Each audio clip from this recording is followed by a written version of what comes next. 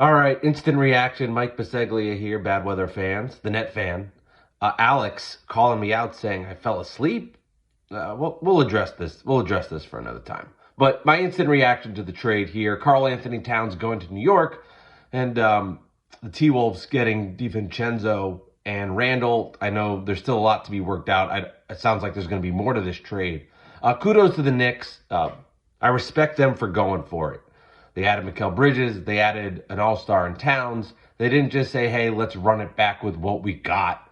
They didn't do that, and I respect that because I think, as I've said on Bad Weather Fans, I didn't think they were beating Boston. I didn't think they were good enough. I didn't know if they could beat Philly, and everybody was like, well, particularly you're beating a hater.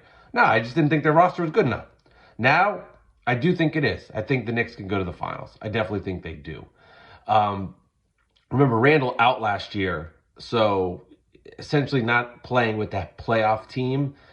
Towns just slides right in. He fits perfectly with what they're doing. On the net perspective of this, which I do think is fair, this does create a boom or bust aspect for the Knicks. I think that if this doesn't work, it could blow up with Towns and his contract down the line, which could benefit the Nets. But I do respect the Knicks. They went for it, and I think for them, they have a window now where they can win a title. Um, they've got the talent, they've got the coach. I will love to see how all of this works out with minutes.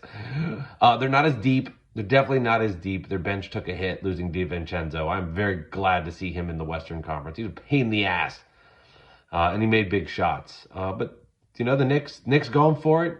They, clearly the Villanova thing doesn't matter. So Josh Hart, watch out. You could be next.